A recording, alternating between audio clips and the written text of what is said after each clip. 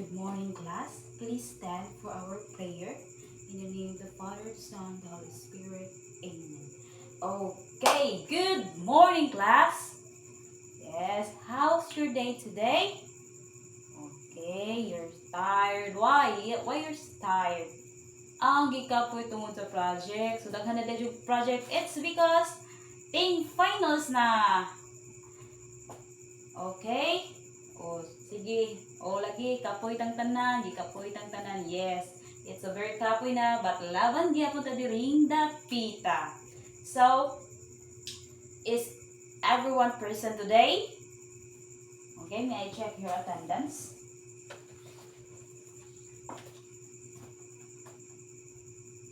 Okay, very good. All is present today. There is no absent. So, before we proceed to our topic, did we have an assignment last meeting? Oh, none. So, since we have no assignment, we will have a short recap about our topic last meeting. Okay? Anyone who can summarize our last topic? Oh, yes, Miss Riquelio. Yes, very good. Our topic last meeting is about the UDL. But before we delve into our next topic, I have here a short activity, and this will for sure energize you all. Okay? I have here jumbled words. 5 jumbled words.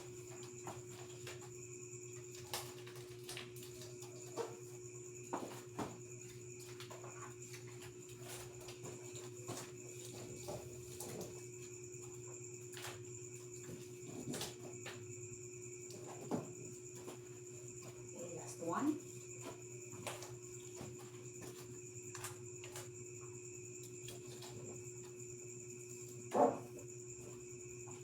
Okay, so here are 5 jumbled words that you need to arrange. But the twist here is that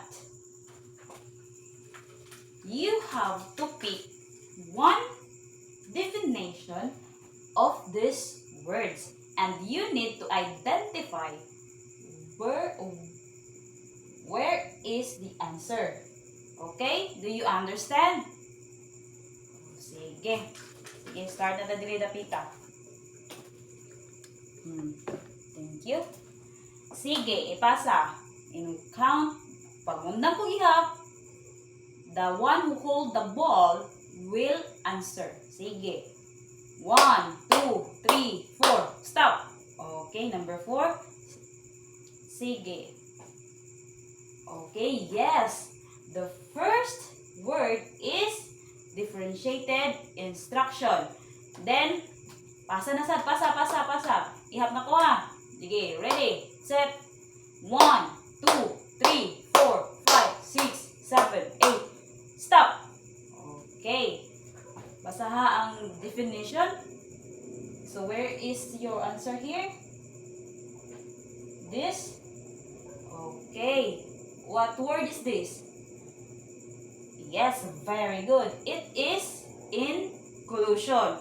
The third one. Sige. Balik. 8 na ko no. So, continue na mag-ihap. 9, 10, 11, 12, 13, 14, 15. Stop. Okay. Sunod. Be, basa ha. Okay. Asa may mong answer, ane? Kani? Okay, unsa man ni? Yes, very good. It is student choice. Next. 16, 17, 18, 19, 20, 21, 22, 23. Stop. Okay. Please read your kanang statement. Okay. Asa duha naman lang ni wala. Sige, kare mo answer. Unsa man ni siya? Yes, very good. Collaboration. Next, for the last one. 24, 25, 26, 27, 28, 29, 30, 31, 32, 33. Stop! Okay, the last one. So, unsa man ni siya? Mo naman dyan ni wala na pili eh. Okay, very good. It is scaffolding. So, nalingaw ba ang tanan? Na-energize ba? Before that, dili pa ta mo proceed sa tong ato ang topic karong buntaga. So, I want you to count 1 to 5. Okay. 1, 2, 3, 4, 5. Sige. Mana? Diri ang group 1, group 2, group 3, group 4, and group 5. So, since we have 5 jumbled words here that you have arranged, this is for group 1, group 2, group 3, group 4, and group 5. Isa, ukang. Okay. And you're going to do is to deepen your understanding about the word. So, number 1 is differentiated instruction. Number 2, collaboration. Number 3, student choice. Number 4, scaffolding. And number 5 is inclusion.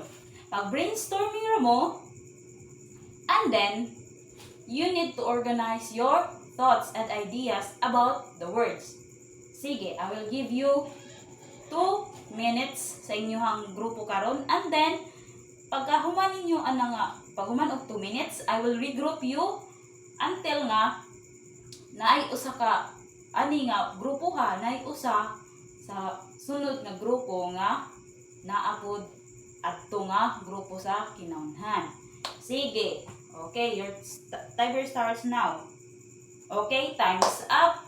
So ikaw ato ka dito. Okay, ana, regroup. Baylo-baylo lang og members aron kay kinahanglan ng 5 ka word sa inyohang usa ka grupo. Sige. Kamo, asa mo nga grupo? O ana ka, sige. Okay, I will give you 2 minutes again to reorganize your ideas and understanding about these 5 words. You must list down all the words or about all the ideas that you have gathered from your previous groups.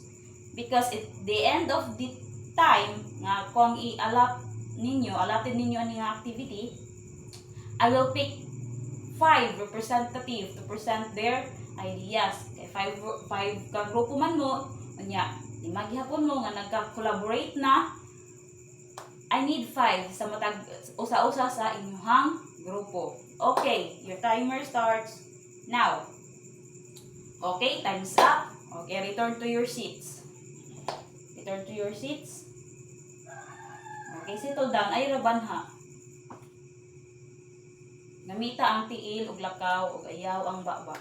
Sige na, sige na. Udali, faster. Okay? Nabalik na ba ang tanan? Oh, hilo na. So, I need 5 volunteers to discuss your understanding about these words. Okay? I will give you the time na mukuan nila.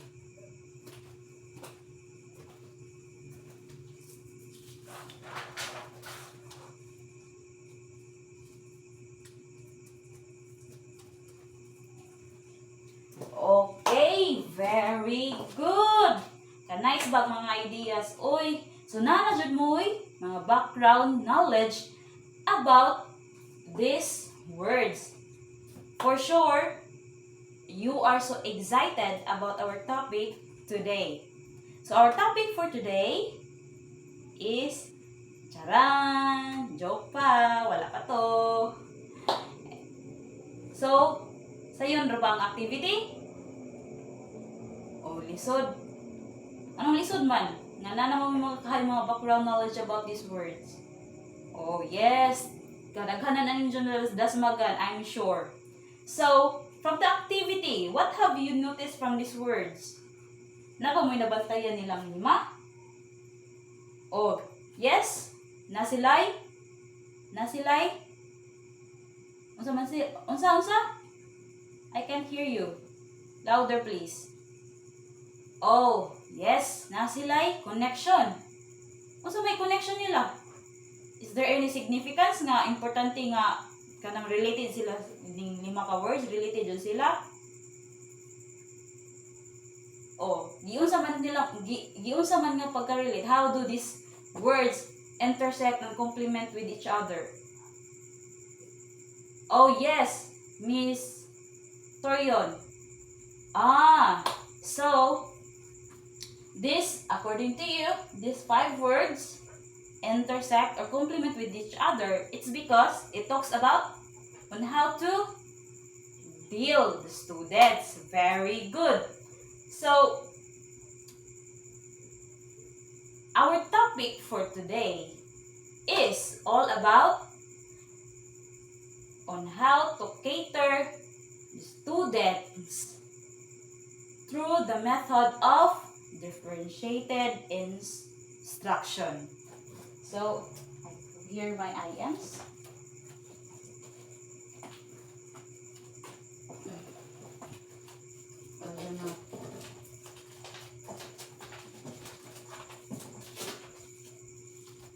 So, what is our topic for today? Yes, our topic for today is differentiated instruction. So, what is differentiated instruction? Yes? Okay, very good. It is to differentiate on how to cater your students. Very good. You have a nice idea there. So, differentiated instruction is a systematic approach to planning curriculum and instruction for academically diverse learners. So it means that differentiated instruction is to cater all the needs academically sa mga students with unsa man. So also sa all students nga na sila yung mga special needs or kanang diverse needs. It's either their interest, their learner styles, or readiness.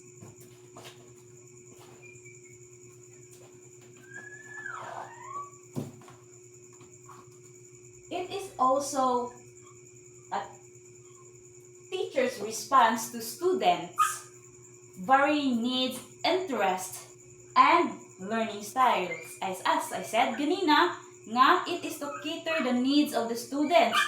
It means na sa pabaagi sa differentiated instruction, it is to cater at to kinahanglan nga sa paggamit sa differentiated instruction, ani nato ba ma-meet ang mga diverse needs sa usa ka estudyante. So it is a way of thinking about the classroom with the dual goals of honoring each students' learning needs and maximizing students' learning capacity. So it means that when using differentiated instruction, adto na kay duha ka goal. It means to meet the students' learning needs and to maximize their learning capacity. Dili lang kay imo lang i-meet ilahang learning needs, but also to maximize. Dapat imong padakan, imong to the highest level dapat ang ilahang learning capacity. So when teachers differentiate instruction, they use a variety of teaching and learning strategies that are necessary to meet the diverse needs of students in any class. It means nga dili ra sa imong klase ra ma-meet ang diversity sa usa ka estudyante, but in any class dapat maximize ma-cater ilang needs asa estudyante. So it is essential that teaching and learning experiences reflect the diversity of the students. It's because we all know that learners have varied interests, needs, learning styles, and many more. Dili sila nagkapari-pariha. Wa man tali estudyante nga pari-pariha. Bisan pagkamud ang mga classmate, bisan pagkanus ang pila mo ka tuig ng uban, dili gyud mo pariha og pamaagi sa pagkat-on. So, why we differentiate instruction? Nganong kinahanglan man nato nga i-differentiate ang atoang pagtudlo, ang atoang pagpamaagi sa pagtudlo. So,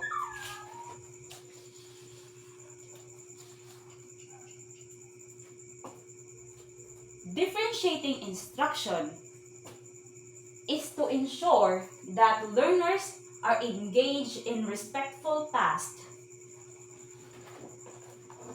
and provide diverse means of learning that reflect their strengths and address their needs simultaneously. So, through the help of differentiated instruction, we teachers can ensure that our students are engaged in meaningful tasks that maximize their learning capacity.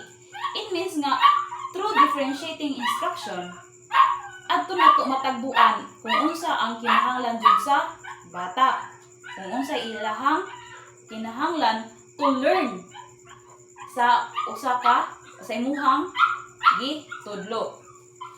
And then it also strengthens, it means that their knowledge and understanding of the content you taught or you teach is mapalig-on pa because of differentiated instruction.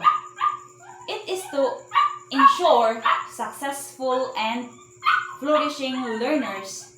That's why we teachers need teaching and learning experiences need to be designed in a way that provides opportunities for students to learn and demonstrate their understanding in varied ways. So dili ra jud ta magstay og usa ka kanang pamaagi, but to cater all the needs kung unsa gikinahanglan sa bata. It is the thought of the differentiated instruction. So how is instruction differentiated? Unsaon man pag-differentiate sa usa ka instruction. So, Bender in 2002 identified elements of curriculum that can be differentiated. So, naani siya sa lesson plan. It could be the content. Number 1, content. Number 2, the process. Number 3, product. And number 4, learning environment. It is to respond to the student's characteristics, interest, readiness, and learning profile. So, pag-differentiate sa imong instruction, it could be the in content, in process, in product, and learning environment. And then, as an overview,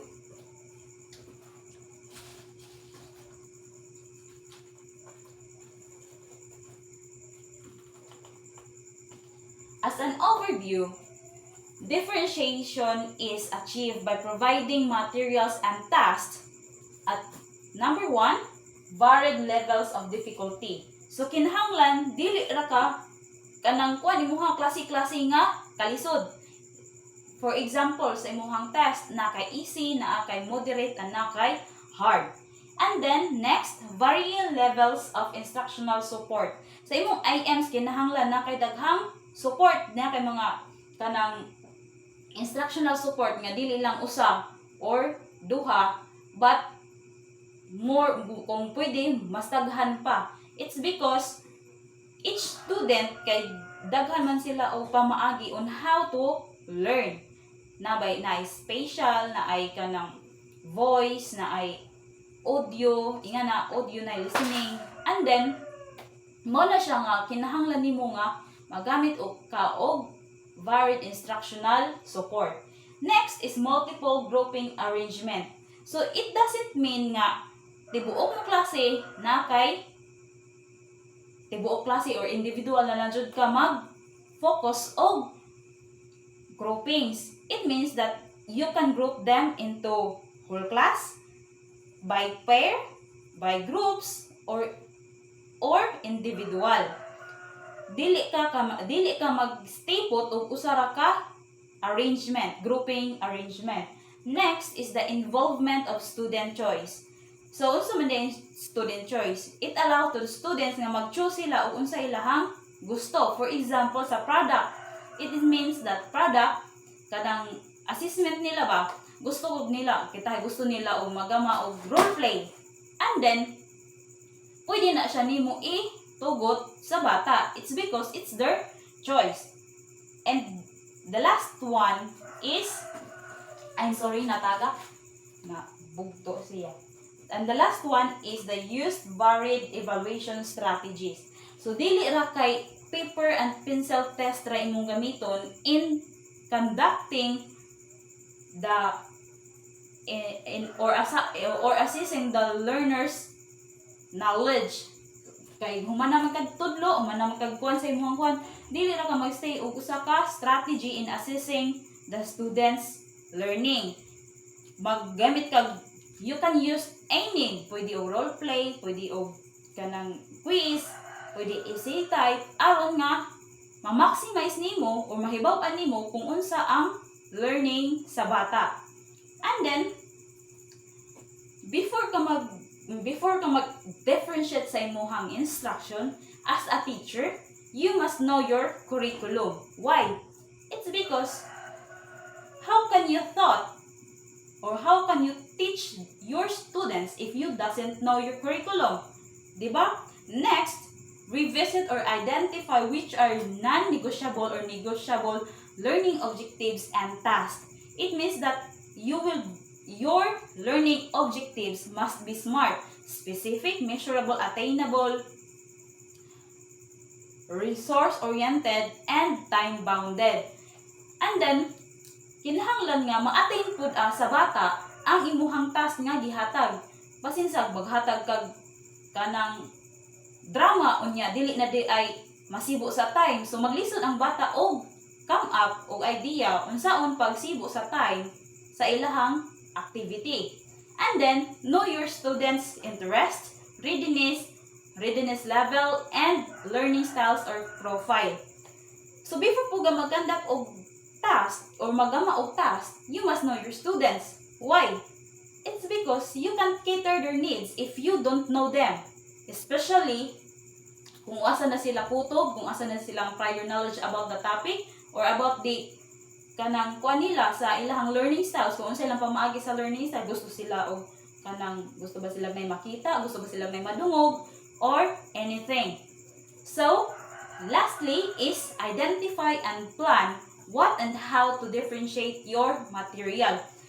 Ano na nimo makuan pagkay nakahibaw naman kasi imuhang curriculum, nakahibaw na ka kung attainable ba imuhang LO or learning objectives and tasks, and then nakahibaw na sad ka kung kinsa og usa ang imong mga estudyante.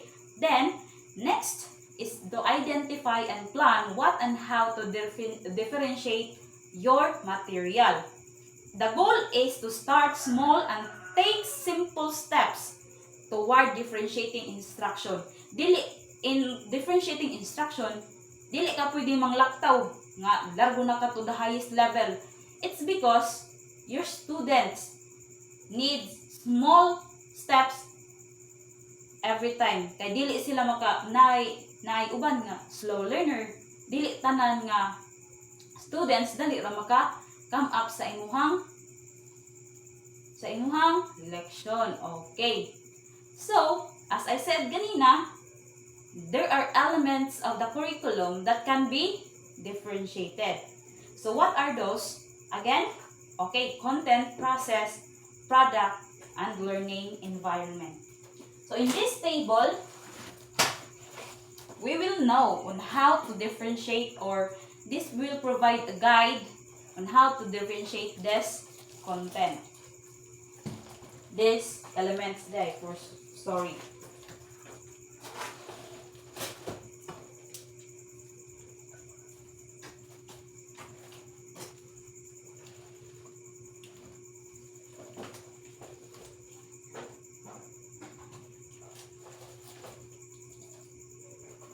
So, content. You can differentiate your content by reducing materials, provide additional skills or materials, skills explorations by interest. So in reduced materials, it is appropriate for those students who have special needs. When we say content, it is what is it taught or what is learned sa usa ka estudyante. So when reducing materials, it means that your learners have a special needs. Dili nimo siya todo maximize kay basin og dili na sad niya makap up kung unsay iyahang kinahanglan. And then provide additional skills and materials. You must provide additional skills to those students nga advanced learners. Pwede nimo siya hatagan og mga advanced nga mga skills aron ma-boast or ma-improve pa iyahang knowledge and the skills explorations by interest. So depende sa bata kung imo pong i-consider kung unsa ang gusto sa bata nga i-explore nga skill, dili kay ikaw ra ang magbuot. And the next is the process. How is it taught or how is it learned? It means that imo ni siyang pamaagi kung saan nimo pagtudlo sa bata. First is learning presentations. It means that kung saan nimo pag-present sa imuhang learning. And then, choices of reading materials. Ang imuhang pagpili sa imuhang mga learning materials. Kung kuan ba siya, media, or kanang handouts ba, or na kay visual aids diri sa atubangan. Use media and varying pacing. So, use media, you can use multimedia, your videos, your presentations, PowerPoint presentations, document, or any other type nga pwede magamit sa bata through media. Next is varying pacing. When we say pacing, ang kapaspason nimo magtudlo. Pwede ka mo low, pwede pud ka mo paspas, mo fast and slow. Okay? So, next is varied presentation styles. Dili ra ka mag-present og usa ka style. You can use various styles sa unsaon nimo pag-deliver ang imuhang content. Next is the product. First is homework options. So let the students or ikaw nga maestra, kung feel nimo nga nasabtan na sa bata ang usa ka ang imo content, you can have homework or not. It's either your options. Next, student choice on product. So, as I said ganina, pwede nimo pabuton ang bata kung unsa iyahang gusto or ilahang gusto nga himuon nga assessment or product nga sa imuhang content nga gitudlo. Next is tiered activities. So, klase-klaseng activities nga pwede nimo himuon. It's either role play, mga drama, essay, basta daghan klase-klase nga activities. And then, more items and less items. For more items, you can give this product to the advanced learners or the advanced students. And then, if you have a kanang special student or student with special needs, you can have a less items. Pwede nimo siya i-kuhaan. Nasabtan na ba? Naapsan na ba ko? Basin dyan, sige ka hujaw-jaw din, dyan ka mo dira, sige lang istorya. Naminaw ba mo? O sige, sabi lang, ka naman tay assessment of inagkuman. So next is the learning environment. When we say learning environment, it is how the classroom is arranged. Unsa gani ang learning environment? Sige. Very good. Kung unsa ang nasa palibot sa bata kani nga classroom, mao ni siya ang learning environment. Flexible groupings. Dili sa I said ganina, dili ka pwede mo stick to one groupings. Masigla kag individual, mailhan din nimo makiter din nimo tanan nga need sa imong kan, wa kay collaboration, wa kay creativity. It's because you are fixed to one groupings. Dapat flexible groupings imuhang gamiton. It can be individual, groupings, whole class, or pair. Bisan asa imuhang gamiton dira. Kung gusto ka nga pair, o di mag-pair. And then, kung gusto ka individual, individual. Next is the preferential inertial sitting and flexible sitting.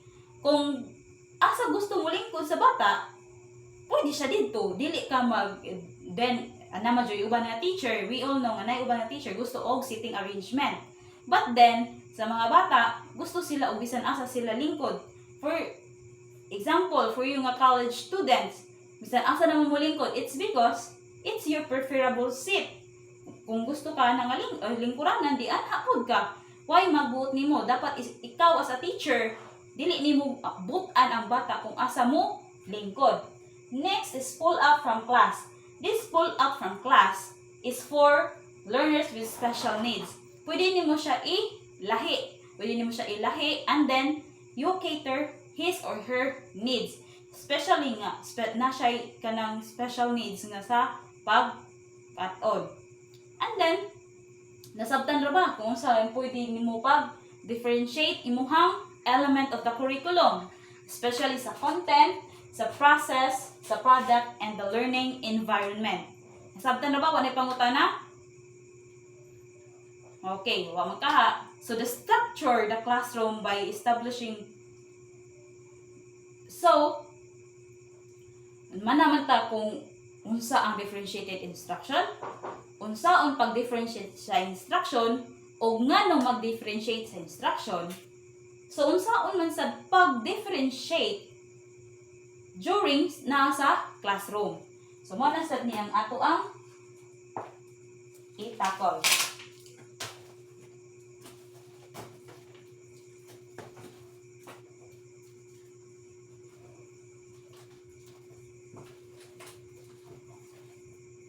So how is the classroom managed during differentiated learning?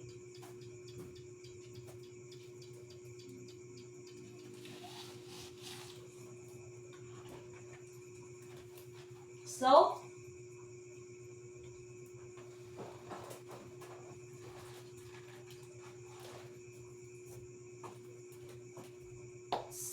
structure the classroom by establishing routines during differentiated learning activities.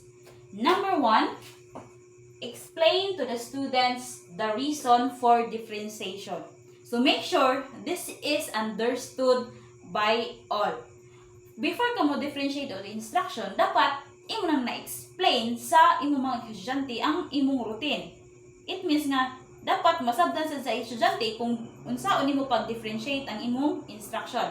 Number 2, use anchor activities. It is to Why use anchor activities? It is to students can automatically do the task to maintain productive. So dapat anchor activities dali ra mabuhat sa bata. For example, reading chosen books. So it means nga dali ra mabuhat sa bata until nga matan-an nimo nga nagyapon siya productivity. The number 3, assign rules during small group activities. So during group activities, you can assign each member kung unsa ilahang role. It is to ensure accountability and a positive learning environment. So example sa mga rules is leader, facilitator, recorder, presenter, o errand monitor. Number 4 is implement routines for collaborative work. Establish working group. So mag-establish ka og working group. It means nga it will be anchored to the interest and the readiness of the students. Number 2, have a plan for quick finisher. Kung kisa tong unang mahuman, dapat na kay plano kung unsay ilahang reward ba or unda kato kung mga maawahi or ma-late sa deadline, na po sila'y punishment. Have a plan for when to ask for help. This is the work of the errand monitor. Sa role nga errand monitor. So it means that nakahibaw ang estudyante kung kanus-a siya dapat mangayo og tabang sa lain or sa imuha. Nasabtan ra ba? So unsa ganito ang differentiated instruction? Oh yes, very good. How to differentiate instruction? Yes, through its content, process, product, and learning environment. Why differentiate instruction? Yes, to ensure that the needs of the students are meet. Kinahanglan imo tong makabot. So how to differentiate during the classroom, or how is the classroom managed during differentiated learning? Yes. Number 1, explain to the students. Number 2, use activities. Number 3, assign roles during small group activities. And lastly, implement routines for collaborative work. So, is there any questions? Wala na? Okay.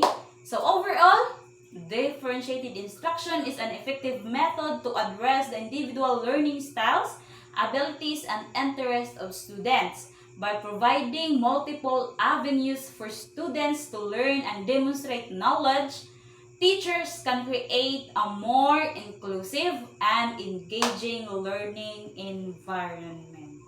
So, wala naman kay pangutana. Let's proceed to our activity.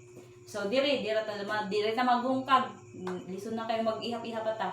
So, group 1 and group 2. So, all you have to do is to provide or create a solution to the problem that I will give, or the scenarios nga kanang adto nga scenarios na mga problem on how to cater the needs of the students.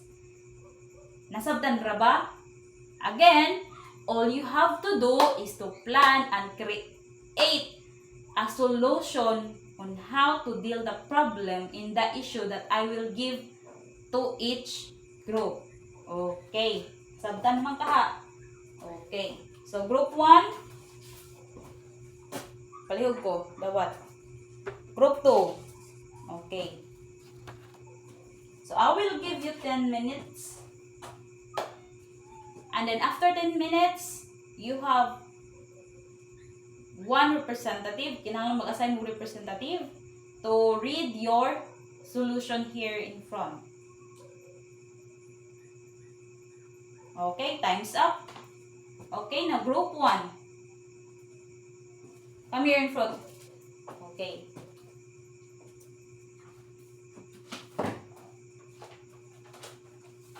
Group 2. Okay, very good. So, kay nasabtan naman ang tanan. Nasabtan na lagi ito inyong mga problema nga na-meet sa inyong activity. Okay. So, I want you to get one whole sheet of paper. Yes, natay assessment. Ayaw mo kuan diha kay sa mga naminaw, maka-answer jud, ug sa wala, idi nga, dili na sad sa tapad. Okay, number 1. Instruction. Answer the following question in 5 sentences. Nang reklamo man, mag-identification data kalingaw. It is to differentiate instruction. Dili kay magsige ra ta og identify and fill in the blanks. Unsa man ako pagsukod sa inyong knowledge ug naminaw jud mo kung magsige ra ta identification. Ayan na sige reklamo, sige na suwat na. Suwata ang question una. So I will read it twice.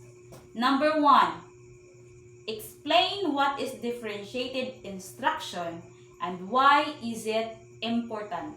Again, number 1, explain what is differentiated instruction and why is it important. Number 2, reflect in your beliefs and attitudes towards differentiated instruction before and after the discussion. So, manang tag-discuss about the differentiated instruction. So, reflect in your beliefs and attitudes towards differentiated instruction. Have they changed? If so, how? Pag-umingon po mo, no. Dapat umuno mo, nagyapon mo yung reason why. So, number 3. As a future educator, do you think differentiated instruction is important in creating equitable learning opportunities for all students? Why or why not? Again, number 3, the last number. As a future educator, do you think differentiated instruction is important in creating equitable learning opportunities for all students? Why or why not? I'll give you 15 minutes to answer. Okay, time's up. Pass your paper here in front. Okay, thank you. So, wala naman kayo pangutana, wala na yung mga concerns about sa atong activity. Okay, kung wala na, that's all for today class. Thank you and goodbye. Okay.